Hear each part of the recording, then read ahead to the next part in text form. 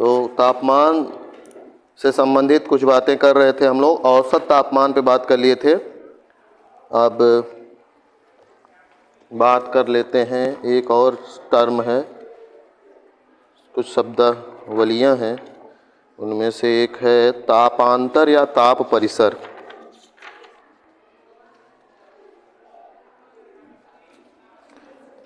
तो हेडिंग डाल लीजिए तापांतर, तापांतर या ताप परिसर, टेम्परेचर रेंज। टेम्परेचर रेंज क्या होता है, ताप परिसर क्या होता है?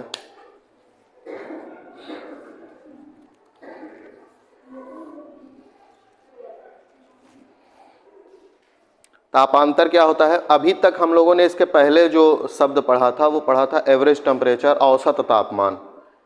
तो औसत तापमान में क्या पढ़े थे हम लोग? अगर दैनिक पढ़ रहे हैं तो दिन का जो अधिकतम तापमान है और दिन का जो न्यूनतम तापमान है उसी को ऐड करके क्या कर रहे थे हम लोग? दैनिक 2 से भाग देके दैनिक औसत तापमान निकाल रहे थे।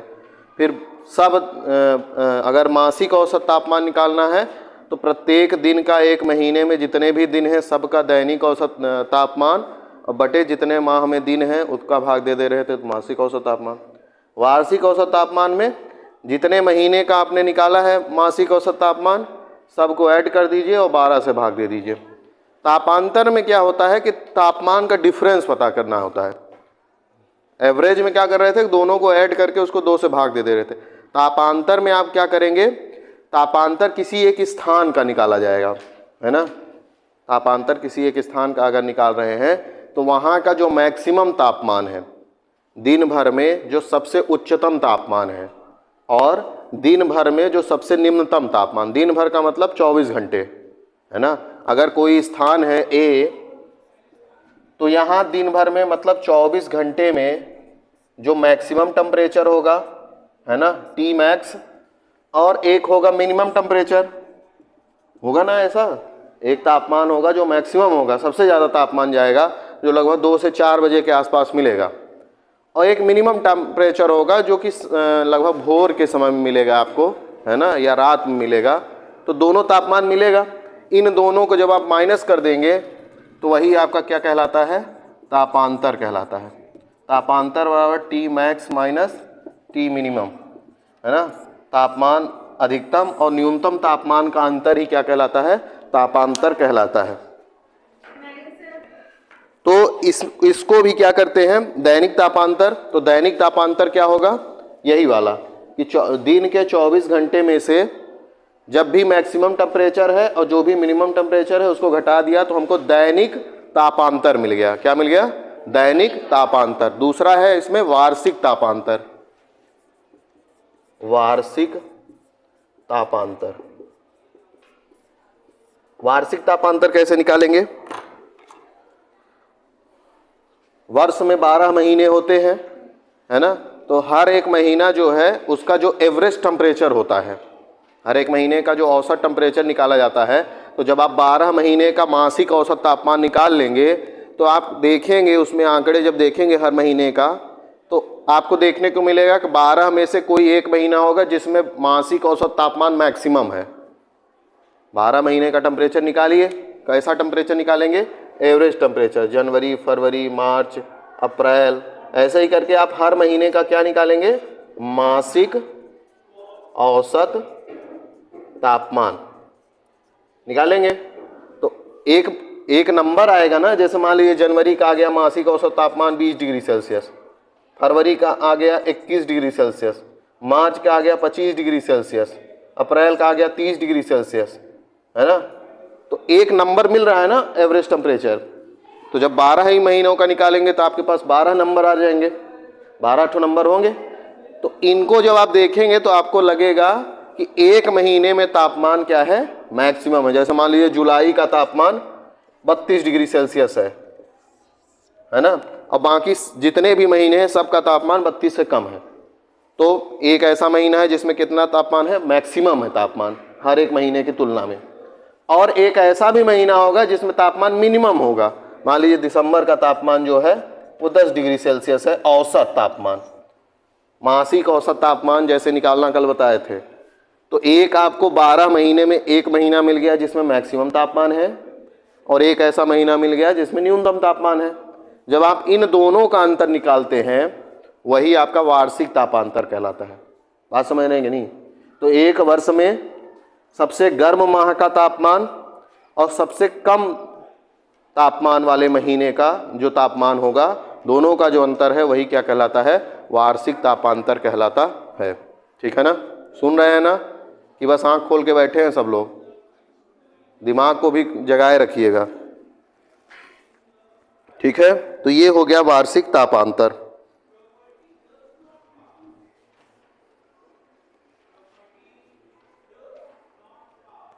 ठीक है, अब क्या है, कोई डाउट है? अब एक टर्मिनोलॉजी है ताप प्रवणता, टेम्परेचर ग्रेडियंट। ये जितने भी शब्दावलियां हैं महत्वपूर्ण हैं, ये आगे प्रयोग होंगे आपके जीवन में भी। अगर आप कभी प्रतियोगिता परीक्षा में जाएंगे कंपटीशन वाले क्षेत्र में, तो ये सब शब्द डायरेक्ट पूछे जाते हैं और इनके परिभाषाएं ऑब्जेक्टिव में ही पूछ लेते हैं।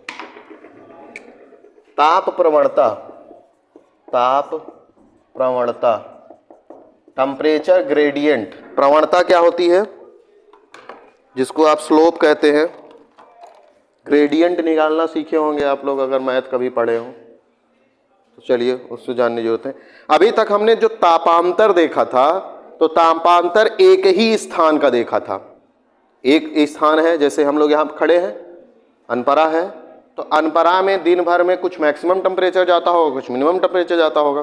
तो आप किसी एक ही स्थान का जब तापमान में अंतर निकालते हैं तो तापांतर कहलाता है। ठीक है, लेकिन जब आप दो स्थानों के तापमान में अंतर निकालते हैं तो क्या कहलाता है? ताप प्रवणता कहलाता है। ठीक है ना? जैसे मान लीजिए एक बिंदु है और बिंदु मतलब एक स्थान है और बी दूसरा स्थान है। ठीक है, ए का टेम्परेचर T1 है, बी का टेम्परेचर T2 है ना? इन दोनों का जब आप अंतर निकालेंगे वो क्या कहलाएगा? ताप प्रवणता कहलाएगी। वो क्या कहलाएगा? ताप प्रवणता, टेम्परेचर ग्रेडियंट। तापांतर से इस बात में भिन्न है क्योंकि तापांतर एक ही स्थान का निकाला जाता है। तापांतर में आप अगर निकालेंगे तो ए पे जो मैक्सिमम टेम्परेचर है और ए पे जो मिनिमम टेम्परेचर है उसका अंतर तापांतर होगा। ठीक है, लेकिन यहाँ पे दो स्थान देख रहे हैं आप, और दोनों स्थानों का तापमान का जो अंतर होगा वही क्या कहलाएगा? ताप प्रवणता, टेम्परेचर ग्रेडियंट कहलाएगा। ये क्यों निकालते हैं? क्योंकि दो स्थानों के बीच में जब टेम्परेचर ग्रेडियंट निकालते हैं उससे हम पवनों की गति को निर्धारित करते हैं। मान लीजिए अगर T1 जो टेम्परेचर है वो क्या है? ज़्यादा है ना? T1 पे जो टेम्परेचर है वो क्या है? ज़्यादा है, मैक्सिमम है, और मान लेते हैं मैक्सिमम है वो 25 डिग्री सेल्सियस। T2 पे जो टेम्परेचर है वो मान लीजिए 10 डिग्री सेल्सियस है। तो जहाँ पे तापमान ज़्यादा है, हम आपको पहले ही बताए थे, तापमान ज़्यादा रहता है तो हवाएं क्या होंगी? गर्म होंगी। हवाएं गर्म होंगी। हवाएं गर्म होंगी तो क्या होंगी? वो ऊपर उठेंगी, है ना? हवाएं गर्म होती हैं तो क्या होती हैं? हल्की होती हैं। जब वो हल्की होती हैं तो उस स्थान पे क्या होती हैं? ऊपर की ओर उठती हैं, ऊपर की ओर उठेंगी। ठीक है ना? ऐसे में ए बिंदु, ए जो स्थान है जहाँ से हवाएं जो है ऊपर चली गई हैं, क्यों? वहाँ का तापमान ज़्यादा होने के कारण हवाएं गर्म हुई। हवाएं गर्म होती है तो हल्की होती हैं, उनका आयतन बढ़ता है। जब आयतन बढ़ता है तो ऊपर की ओर उठती हैं। तो ऐसी अवस्था में ए पर जो हवा का दबाव है वो क्या होगा? जब हवा ऊपर चली गई तो दबाव क्या होगा? कम होगा, है ना? हवा का दबाव क्या हो जाएगा? कम हो जाएगा, जिसको आप लो प्रेशर कहते हैं या निम्न वायु दाब कहते हैं। लेकिन इसी की तुलना में यहाँ पे तापमान क्या है? कम है ना? तापमान कम है ना? और तापमान कम होने के कारण यहाँ पे हवाएं उठेंगी नहीं, यहाँ पे हवाएं ठंडी होकर के क्या होंगी? बैठेंगी। जब हवाएं नीचे की ओर आ रही हैं तो यहाँ का दबाव क्या बढ़ेगा? हवा का बढ़ेगा। दबाव क्या होगा? बढ़ेगा, और यहाँ पे उच्च वायुदाब, हाई प्रेशर जनरेट होगा। अब क्या होगा? अब यहाँ से जब हवाएं ऊपर चली गई तो यहाँ पे जो ये हवा का क्षेत्र है ये खाली हो गया है। ठीक है, और यहाँ से जब हवाएं नीचे आ गई तो ये क्षेत्र खाली हो गया है, यहाँ पे ये क्षेत्र खाली हो गया, यहाँ पे ये क्षेत्र खाली हो गया, क्योंकि यहाँ से हवाएं नीचे आ गई और यहाँ से हवाएं ऊपर चली गई। अब इनको भरने के लिए, है ना, इनको फिल करने के लिए ये जो हवाएं यहाँ बैठ रही थी ये अब इधर की हो जाएंगी, है ना, और ये वाली हवाएं इधर जाएंगी, ठीक है ना। इसी तरह से जो है हवाएं चलती हैं, पवनें चलती हैं, ठीक है। तो ये जो टेम्परेचर ग्रेडियंट है, टेम्परेचर ग्रेडियंट के कारण ही प्रेशर ग्रेडियंट बनता है। टेम्परेचर में अंतर था तभी तो वायुदाब में भी अंतर देखने को मिला है।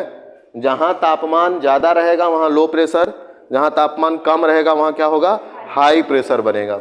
और इसी लो प्रेशर और हाई प्रेशर से लो प्रेशर की ओर हवाएं क्या होती हैं, चलती हैं, ठीक है ना। तो हमेशा हाई प्रेशर से लो प्रेशर की ओर हवाएं चलती हैं। इसके बारे में और आगे बात करेंगे, ठीक है। इसके बाद हमारे पास अगला जो टर्म है वो है समताप रेखा, आइसोथर्म।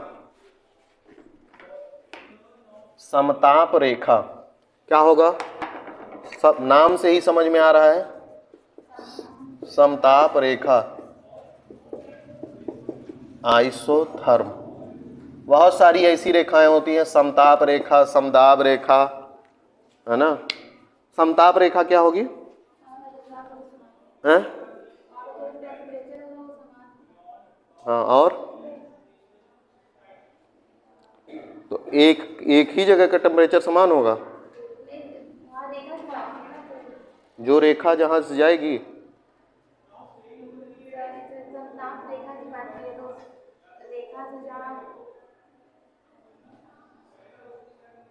रेखा से जहां जहां जाएगी, नहीं मतलब समताप रेखा की बात करें तो उसमें रेखा है तो वही की हवाएं समान होंगी। बैठो, और कोई बताएगा?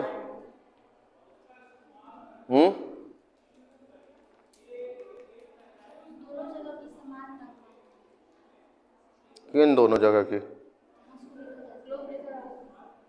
और समताप रेखा का मतलब है कि समान तापमान के स्थानों को मिलाने वाली रेखा, है ना। जो समान तापमान वाले स्थान हैं उनको मिलाने वाली रेखा क्या कहलाती है, समताप रेखा कहलाती है। अगर कोई समताप रेखा गुजर रही है, अगर ये 10 डिग्री सेल्सियस की है तो ये जहाँ जहाँ से गुजर रही है वहाँ वहाँ सब जगह टेम्परेचर कितना होगा, 10 डिग्री सेल्सियस ही होगा, है ना। समान तापमान के स्थानों को मिलाने वाली रेखा क्या कहते हैं, समताप रेखा कहते हैं। और यह एक काल्पनिक रेखा होती है, ऐसा नहीं है कि कोई रेखा खींच जाती है अपने से, यह हमने बनाया है ऐसा। क्यों? क्योंकि हमको वायुदाब को नापना है, जो अभी प्रेशर बता रहे थे, और यह समुद्र तल से मापी जाती है। यहाँ पे जो तापमान मेज़र किया जाता है वो कैसे मेज़र किया जाता है, समुद्र तल से मेज़र किया जाता है। कैसे हम बता रहे हैं अभी, जैसे मान लीजिए कि कोई स्थान है, मतलब जो भी स्थान आप लेंगे उसका जो तापमान है वो समुद्र तल पे कितना तापमान है वो मेज़र किया जाएगा। कैसे? जैसे मान लीजिए कोई पर्वतीय क्षेत्र है ये, और समुद्र तल जो है यहाँ से है सी लेवल, है ना, और यहाँ पे कोई बिंदु है ए, यहाँ पे कोई बिंदु ए है, ठीक है ना, जिसकी ऊंचाई यहाँ से कितनी है, जिसकी ऊंचाई यहाँ से मान लेते हैं लगभग 4000 मीटर। समुद्र तल से ए बिंदु कितना ऊंचाई पे है, 4000 मीटर ऊंचाई पे। इतनी ऊंचाई पे ए पर जो तापमान वास्तव में है, ए स्थान पर जो तापमान है वो कितना है, 5 डिग्री सेल्सियस। ए स्थान पर तापमान कितना है, 5 डिग्री सेल्सियस। तो जो समताप रेखा खींची जाएगी, काल्पनिक जो रेखा है, वह इस तापमान के आधार पर नहीं खींची जाएगी। वो जो तापमान होगा ए बिंदु का, यहाँ पे समुद्र तल पे कितना तापमान है उस पे खींची जाएगी। तो वो तापमान निकालना होगा।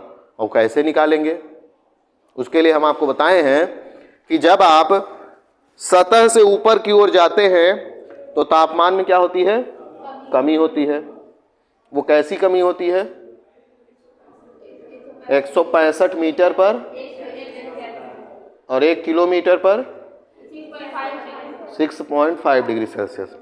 तो आप हमको ये बताइए कि यहाँ से जो समुद्र तल से ए बिंदु की दूरी है वो कितनी है? 4000 मीटर है। 4000 मीटर है कि नहीं? यहाँ से ए बिंदु 4000 मीटर है, मतलब समुद्र तल से 4000 मीटर ऊपर जाएंगे तब ए बिंदु पर पहुंचेंगे। ऐसा ही होगा ना? आपको अगर नीचे से जाना है तो 4000 मीटर ऊपर जाना होगा, मतलब हवाएं जो है 4000 मीटर वायुमंडल में 4000 मीटर ऊपर जाएंगे। मतलब एक्चुअल में यहाँ से यहाँ जाने में जो आपको तापमान यहाँ दिख रहा है, अगर यही बिंदु यहाँ पे होता, ए बिंदु यहाँ पे होता, तो जो तापमान यहाँ पे है वही यहाँ पे भी होता। ए बिंदु जैसे यहाँ पे है, और अगर यही बिंदु यहाँ पहाड़ पे ना होकर के इस समुद्र तल पे होता, तो क्या दोनों का तापमान जितना अभी है समान रहता? क्यों नहीं रहता समान? क्योंकि ऊंचाई पे जाने पर तापमान घटता है। मतलब अगर यही ए बिंदु यहाँ पे होता तो इसमें यहाँ से यहाँ तक आने में जितना टेम्परेचर घटा था वो टेम्परेचर ऐड हो जाएगा। जैसे अगर ए बिंदु पर यहाँ पे कोई व्यक्ति है और यहाँ से ऊपर जा रहा है, तो जैसे जैसे वो ऊपर जाता जाएगा तापमान घटता जाएगा। मतलब यहाँ पे ज़्यादा था, फिर ऊपर गया तो कम हो गया। तो कम क्यों हुआ? क्योंकि हर एक किलोमीटर पर जाने पर, हर एक किलोमीटर ऊपर जाते हैं तो तापमान में 6.5 डिग्री सेल्सियस की कमी आ जाती है ना। तो जैसे मान लीजिए यहाँ पे 0, ये एकदम समुद्र तल से मतलब ये 0 मीटर, समुद्र तल को आधार बनाए हैं, मतलब वो 0 है, 0 ऊंचाई। अब उससे मान लीजिए 1 किलोमीटर ऊंचे गया, 1 किलोमीटर, तो जो यहाँ का तापमान वास्तव में रहा होगा, मान लेते हैं वास्तव में 30 डिग्री सेल्सियस था, तो जब 1 किलोमीटर ऊपर गया होगा तो 30 में इतना घट जाएगा ना तापमान। तो अब 30 जब यहाँ पहुँचेगा तो तापमान कितना हो जाएगा? 23.5, इतना ही ना। अब यही जो तापमान यहाँ का था वो यहाँ पे पहुँचने पर कितना हो गया? 23 हो गया। फिर 1 किलोमीटर ऊपर जाएगा तो फिर इसमें 6.5 घट जाएगा, फिर 1 किलोमीटर जाएगा फिर 6.5। एक्चुअल में जब यहाँ पहुँचेगा तो यहाँ से जितना ऊपर गया है उतना टेम्परेचर घटाने के बाद यहाँ पे मिलेगा। तो इसी का रिवर्स कर दीजिए। जब आपको यहाँ का पता है और यहाँ से यहाँ आ रहे हैं, तो जब नीचे आते जाएंगे तो टेम्परेचर बढ़ता जाएगा ना। जब ऊपर जाने पे घट रहा है तो यहाँ से आएंगे तो बढ़ता जाएगा। तो जब हमको क्या निकालना है इसमें? हमको निकालना है कि ये जो ए बिंदु है इसका इस बिंदु पर क्या तापमान है। तो उसको हम कैसे निकालेंगे? उसको हम निकालेंगे कि ए से इस बिंदु को ओ कह देते हैं। ए से ओ की दूरी कितनी है? 4000 मीटर। इसको आप किलोमीटर बदल लीजिए तो किलोमीटर कितना हो जाएगा? 4 किलोमीटर। 1000 मीटर बराबर 1 किलोमीटर, है ना। अब अगर आप 4 किलोमीटर नीचे आ रहे हैं तो प्रत्येक 1 किलोमीटर, जब यहाँ से नीचे 1 किलोमीटर आएंगे तो आपके ये जो टेम्परेचर है इसमें कितना टेम्परेचर बढ़ेगा? 6.5। फिर अगला 1 किलोमीटर आएंगे फिर 6.5, फिर 1 किलोमीटर आएंगे क्योंकि 4 किलोमीटर है ना, तो 6.5, फिर अगले 1 किलोमीटर में 6.5, मतलब 4 बार 6.5 ऐड होगा टेम्परेचर। समझ में आ रही बात कि नहीं? क्यों ऐड कर रहे हैं? क्योंकि जब आप ऊपर से नीचे आएंगे तो तापमान बढ़ेगा। जब नीचे से ऊपर जाते हैं तो घटता है, तो ऊपर से नीचे आएंगे तो बढ़ेगा। तो 4 बार आपको इस टेम्परेचर में ऐड कर देंगे तो इतना यहाँ पे मिल जाएगा। तो ऐड कर दीजिए सबको। ए बिंदु पर तापमान है 5 डिग्री सेल्सियस प्लस 4 बार इसको जोड़ना है तो 4 टाइम्स 6.5 डिग्री सेल्सियस, तो 5 डिग्री सेल्सियस प्लस ये कितना हो जाएगा? 26.0 डिग्री सेल्सियस, तो कितना हो जाएगा? 31 डिग्री सेल्सियस। मतलब जो तापमान ए पर 5 डिग्री सेल्सियस है वो एक्चुअल में समुद्र तल पर अगर देखेंगे तो कितना तापमान होगा? 31 डिग्री सेल्सियस। मतलब इसी बिंदु ए के एकदम समुद्र तल पर जो कोई बिंदु होगा वहाँ का तापमान कितना होगा? 31 डिग्री सेल्सियस होगा। तो अब जो समताप रेखा खींची जाएगी ना, तो वो 31 डिग्री सेल्सियस की समताप रेखा यहां से गुजरेगी। 5 डिग्री सेल्सियस नहीं, किसी बिंदु से जो समताप रेखा गुजरेगी उस बिंदु के उस तापमान से गुजरेगी जो उसका समुद्र तल पे होगा।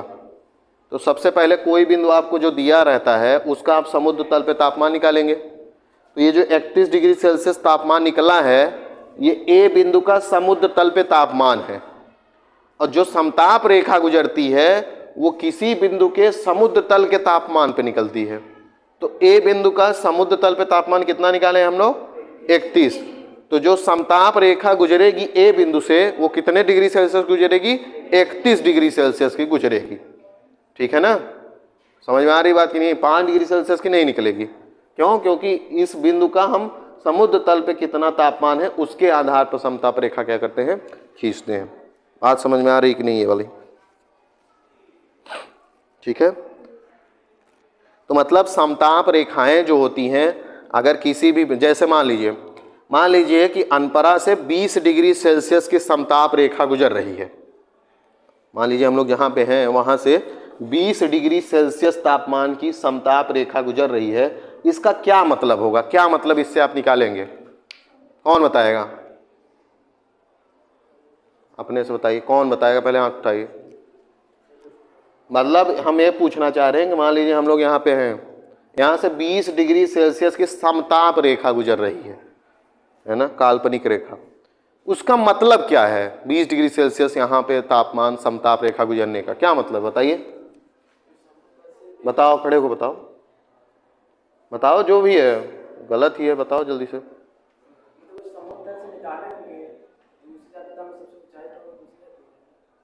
मतलब क्या है इसका मैं ये पूछ रहा हूँ। समुद्र से तो निकालेंगे ही वो तापमान। बैठो। और कोई?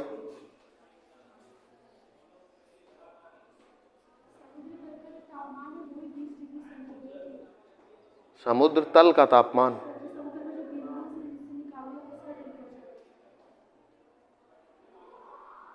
तो समुद्र तल, बैठिए। और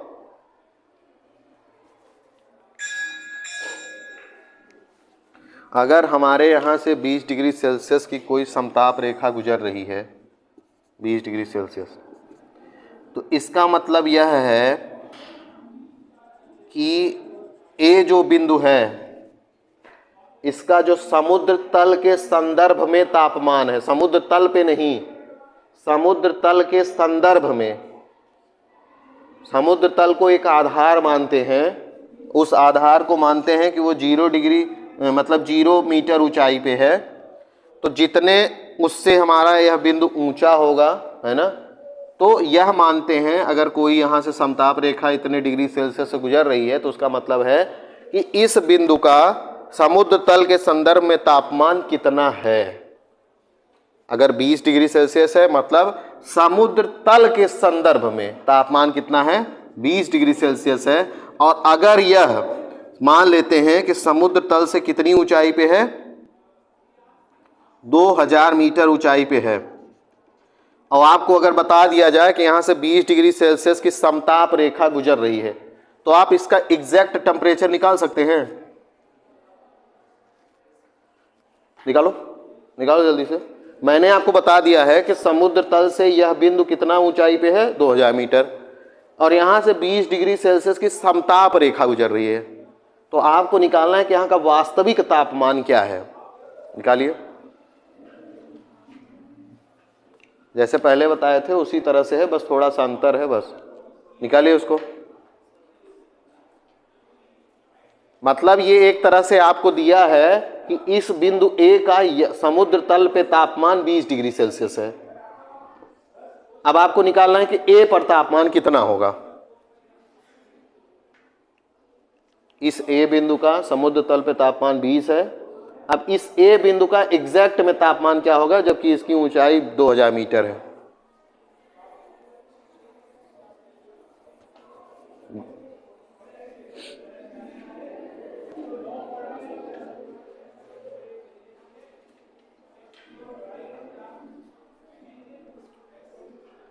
बताइए।